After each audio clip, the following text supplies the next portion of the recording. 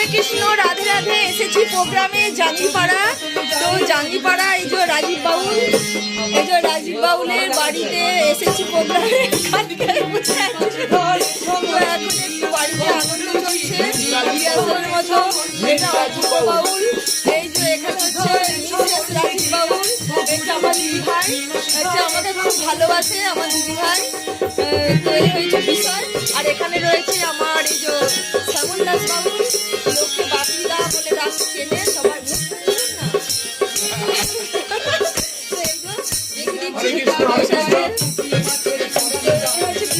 আমি এসে চেঞ্জ করে হাত মুখ সব দিয়ে ফ্রেশ হয়ে এই যে ড্রেস পরে নিয়েছি। আর এই যে এখানে আমাদের